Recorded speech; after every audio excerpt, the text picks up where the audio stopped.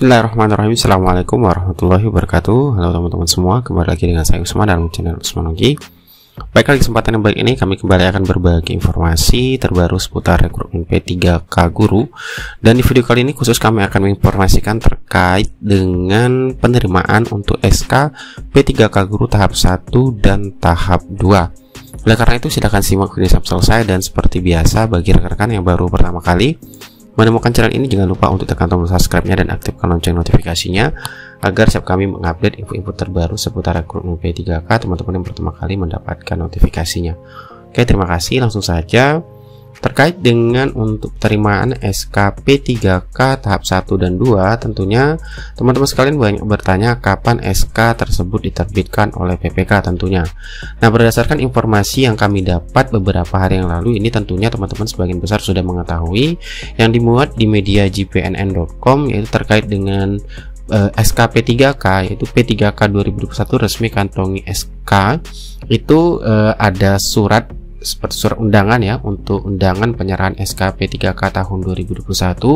Namun di sini ini adalah untuk penyerahan SK P3K non guru teman-teman, dan ini adalah di pemerintah Kabupaten Kediri. Sedangkan untuk P3K guru itu masih dalam tahap proses pemberkasan untuk yang P3K tahap 2-nya.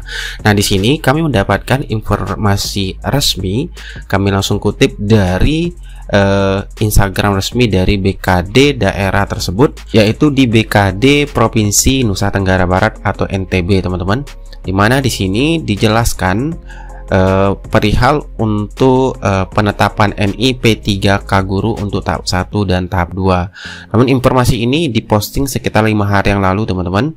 Nah, di sini kita langsung saja baca terkait dengan hasil rapat ya. Di sini ada kegiatan rapat untuk koordinasi penetapan NI P3K untuk P3K formasi tahun 2021. Nah, di sini jelaskan kegiatan rapat koordinasi penetapan NI P3K atau nomor induk pegawai pemerintah dengan perjanjian kerja formasi tahun 2021, di mana ini langsung dipimpin oleh Sekda Provinsi NTB. Kemudian langsung saja kita ke poin terkait dengan penjelasan hasil rapat tersebut, di mana pada rapat koordinasi tersebut membahas penetapan TMT SK bagi P3K provinsi dan kabupaten atau kota se-NTB yang dinyatakan lulus seleksi tahap 1, 2, dan 3, di mana TMT SK disepakati. Nah, di sini teman-teman untuk TMT SK disepakati itu 1 Mei 2022. Hal tersebut dilakukan karena seleksi tahap 3 belum dilaksanakan, di mana kesepakatan tersebut ditindaklanjuti oleh pemerintah Provinsi NTB untuk bersurat ke BKN RI untuk keseragaman bagi pemerintah provinsi dan pemerintah kabupaten atau kota se-Nusa Tenggara Barat, teman-teman. Jadi ini informasi resmi terkait dengan untuk SK tentunya ataupun TMT bagi rekan-rekan yang nyatakan lolos di daerah Nusa Tenggara Barat.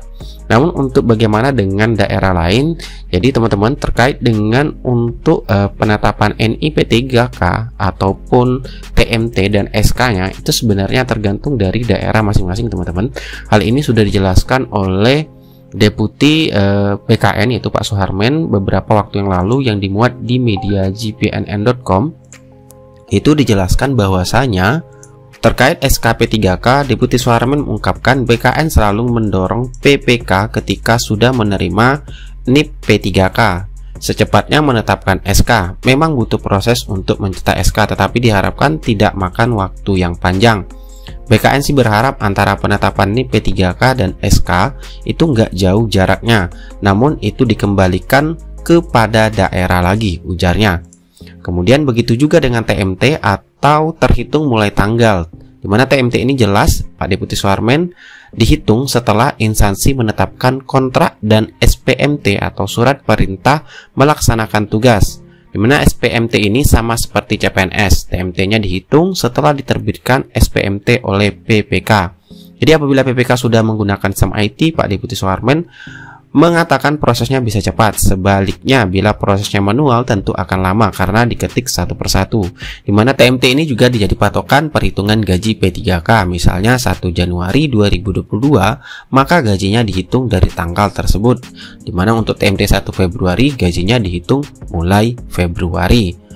Nah, terkait dengan untuk penetapan NIP P3K ini sebenarnya diatur juga di dalam PP, sudah dijelaskan secara lengkap, yaitu di PP nomor 49 tahun 2018 terkait dengan manajemen P3K, yaitu di pasal 29 terkait dengan untuk penerbitan nomor induk P3K sebagaimana dimaksud ya pada ayat 4 di PP ini, itu diterima oleh PPK itu paling lama 25 hari kerja sejak waktu penyampaian, teman-teman.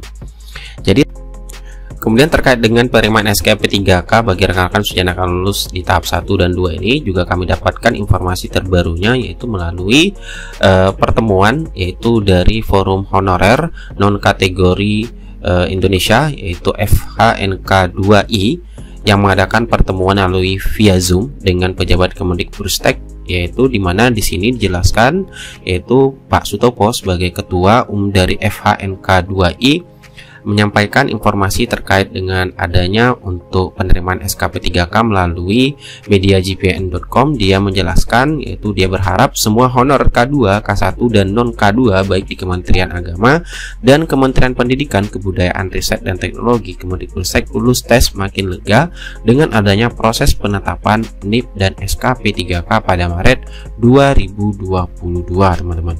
Jadi ini informasi-informasi terbaru terkait dengan seputar untuk penerimaan SKP3K bagi rekan-rekan yang nyatakan lulus tahap 1 dan tahap 2. Namun untuk pastinya kami harapkan bagi rekan-rekan sekalian untuk selalu aktif mencek di kontak instansi masing-masing, karena tentunya setiap pengumuman untuk penyerahan SKP3K itu setiap daerah pastinya ada yang mengumumkan secara resmi melalui web instansinya, ada juga langsung melalui mungkin bentuk surat undangan seperti itu, teman-teman. Jadi silakan teman-teman aktif mencari informasi terkait untuk penerimaan SKP3K bagi yang lulus di tahap 1 maupun di tahap 2.